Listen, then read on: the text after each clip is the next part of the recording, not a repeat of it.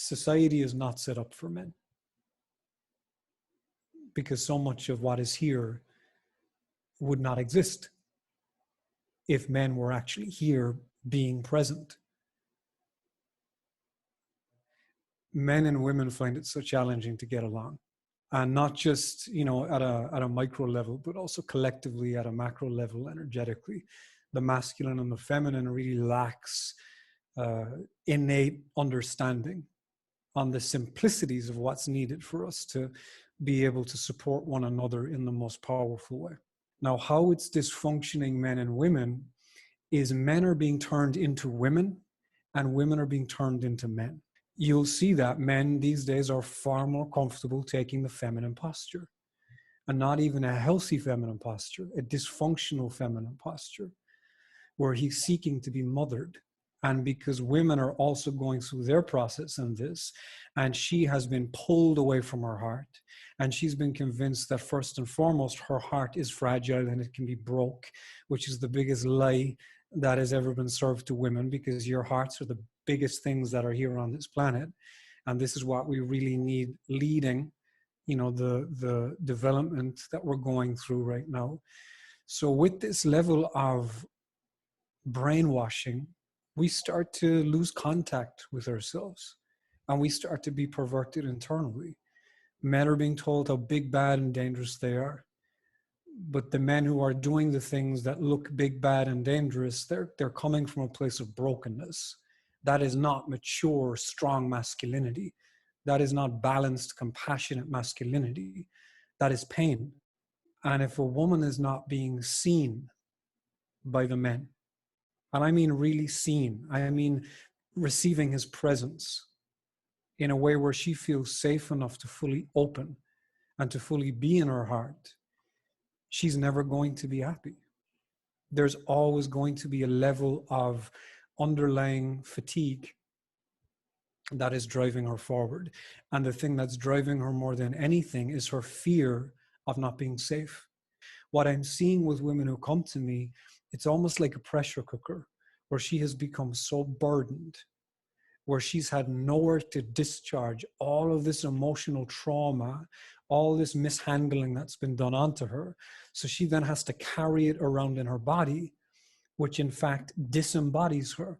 So if men were doing their work, which is the purpose of this, and this is really what I want to see, then the man would be vibrating energetically in a way that activates her, in a way that wakes her body up when she's in his vicinity. And this is not hocus pocus or magic. This is just basic life polarity. The main aspect is if a man is still connected to his mother in any capacity, in terms of if she's guiding his life or her voice is inside of him guiding him in any way, and he's living his life to please and appease her, and he's not able to speak up about who he is and what he needs and what he wants and the direction he's taking his life with his mother, he's never going to be able to have a place of clarity for any woman he comes in contact with. He's going to be useless for healthy femininity, because she needs his presence, she needs his fury, she needs his dangerousness, so she can be soft. And he'll never be able to walk in that if he doesn't disconnect himself from the child posture inside of himself. And that is done through falling down, opening the arms, breathing into his body, and feeling the depth of compromise that he's basically done to himself. But the thing is that men have to go first. Because if men don't go first, then women cannot come to the forefront and lead it, because it won't be safe enough for her. It's totally unfair that that just so happens to be the way that it is. But as men, we're just here to initiate and take the lead with the initiation. But coming out of the system is going to be a deeply heart-based practice. And that's where women come in.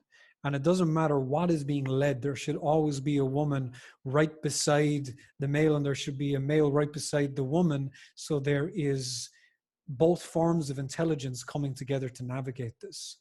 I really feel there's such the beauty in femininity and the miraculousness in womanhood is being able to tend to the immediacies of life, moment to moment to moment to moment, and choosing whether or not to bring love to it, and to bring compassion to it, and bring support to it, or to attack it, or to judge it, or to close down around it. But that's a great litmus test, because if a woman is closing down to something, the man needs to look at what he's doing, because a woman will only open to something that is true. She will only open to love. She will only really truly support something that is here for a greater cause. Women need to get louder and louder and louder and bigger and bigger and bigger, and asking for what she needs, asking for what the community needs, what her children need, what the earth needs. This is the compassion that's going to actually be steering the ship, so men can be behind it with swords. So we have something to stand for, but women are the intelligence, the heart-based intelligence in this. And again, this is honoring each other's polarity in a way that will absolutely change everything.